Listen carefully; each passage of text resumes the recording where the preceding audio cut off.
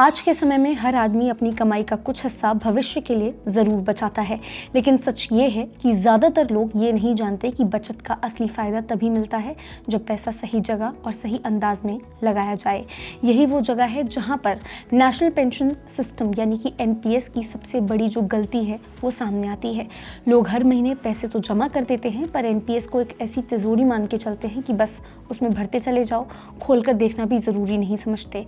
यही वजह है कि लाखों निवेशक अनजाने में ही बड़ी कमाई जो है वो खो देते हैं, जो सिर्फ एक छोटी सी समझदारी से बचाई जा सकती है। मुद्दा ये है, एनपीएस में निवेश करने वाले ज़्यादातर लोग ये नहीं जानते कि अलग अलग उम्र में उनका पैसा अलग तरह से लगाया जाना चाहिए। युवा उम्र में जहाँ ज़्यादा हिस्सा शेयर बाजार यानी कि इक्विटी में होना चाहिए, वहीं उम्र बढ़ने पर धीरे धीरे सुरक्षित साधन जैसे कि बॉन्ड्स की ओर जाना चाहिए। लेकिन लोग ऐसा नहीं करते। वो शुरू में जो सेटिंग कर देते हैं बस वही 60 साल तक चलती रहती है और यही सबसे बड़ा नुकसान करा देती है। यही रीज़न है कि ये जो सवाल है यहाँ पे उठता है कि क्या हम सब एनपीएस में वही गलती कर रहे हैं जो हम लाखों रुपए कम मिलने के लिए हमारा एक कारण बन रहा है। किस तरह के जो बदलाव है हमें यहाँ पे करने की ज़रूरत है, सिर्फ इस एक बदलाव से क्या सच में फ़र्क पड़ेगा? ये जो तमाम सवाल मैं आपके सामने रख रही हूँ, इन्हीं के जवाब इस वीडियो में हम देने की कोशिश करेंगे। नमस्कार, मैं हूँ मुस्कान ओझा और आप देख रहे हैं मनी 9। कहानी शुरू होती है एक आम एनपीएस निवेशक से।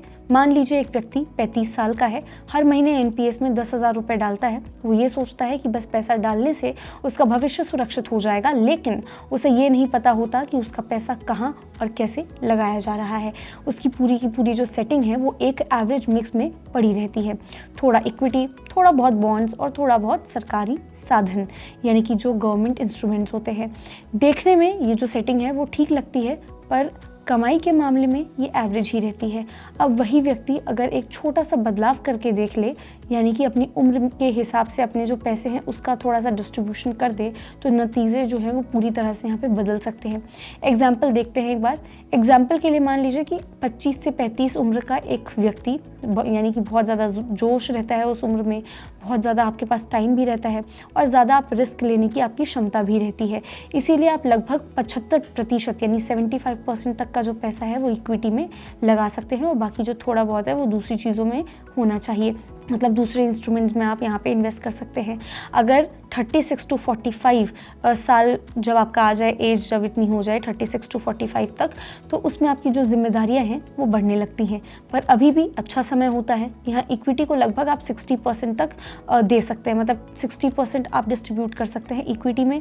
46 to 55 ईयर्स में आप क्या करते हैं, आपको ज़्यादा सिक्योरिटी चाहिए होती है, आपको ग्रोथ भी चाहिए होता है।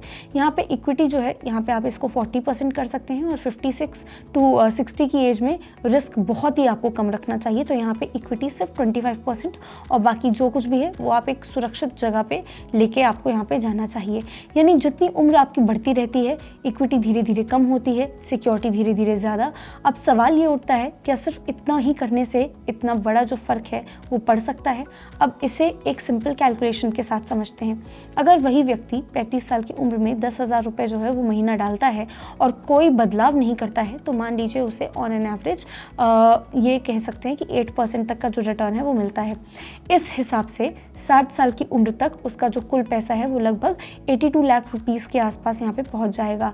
अब लेकिन यहाँ पे जो अगर वही जो व्यक्ति है जिसकी हम बात कर रहे हैं एग्जाम्पल में, उसकी जो उम्र है उसके हिसाब से अगर वो यहाँ पे सेटिंग करना स्टार्ट कर जाए, तो हर साल मतलब उस हिसाब से अपना इन्वेस्टमेंट करने लग जाए, तो हर साल शुरुआत के जो साल हैं उसमें एटलीस्ट उसका जो इक्विटी है वो ज़्यादा रखेगा और जो रिटर्न है, मतलब जो औसत रिटर्न यानी कि जिसको हम एवरेज रिटर्न कहते हैं, वो आसानी से वो 9% के आसपास पहुंच सकता है।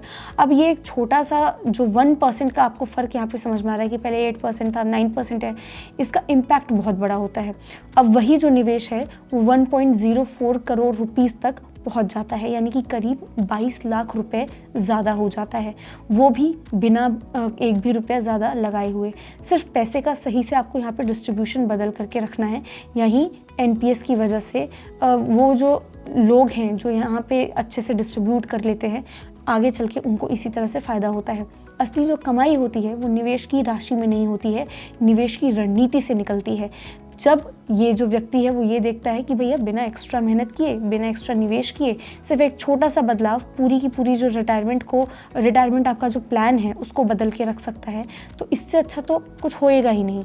तो उसे समझ में आता है कि गलती पैसों की नहीं थी कि वो कहाँ कैसे किस हिसाब से कितना अमाउंट लगा रहा था, गलती ये थी कि उसको जानकारी नहीं थी। लोग पैसा लगाते हैं पर डिस्ट्रीब्यूट करते हुए ये सोचना भूल जाते हैं कि किस तरह के डिस्ट्रीब्यूशन से उनको किस तरह का फ़ायदा होगा। और एनपीएस में दिमाग लगाना सबसे ज़्यादा ज़रूरी है, क्योंकि ये 25 से 30 साल तक की जो एक लंबी जर्नी है वैसा होता है, जहां हर साल की समझदारी आगे चल के लाखों रुपए का अंतर बना देती है। तो अब अगर आप रिटायरमेंट में 1 करोड़ का जो टारगेट है वो रखते हैं तो ज़रूरी नहीं कि आप ज़्यादा पैसा लगाएं, ज़रूरी ये है कि आपका पैसा सही समय पर सही जगह लगा हो। एनपीएस में ये एक साधारण बदलाव आपको वो मंजिल दे सकता है जिसे पाने के लिए लोग 2 गुना निवेश कर देते हैं। आपको ये कहानी कैसी लगी हमें कमेंट करके ज़रूर बता सकते हैं अपने सारे के सारे थॉट्स। तब तक के लिए देखते रहिए मनी 9। ग्लोबल संकेतों के दम पर कैसे खुलेंगे हमारे बाजार? क्या कह रही हैं खबरें और ब्रोकरेज रिपोर्ट्स? किन शेयरों में बनेगा पैसा? बाजार खुलने के बाद क्या खरीदें? किन शेयरों को करें पोर्टफोलियो से बाहर? कैसा रहा बाजार का दिन भर का कारोबार? कैसे तैयार करें कल के बाजार की स्ट्रैटेजी? इन सब सवालों के जवाब जानिए मेरे साथ ओपनिंग बज और क्लोजिंग बज में इन वक्त पर सिर्फ मनी 9।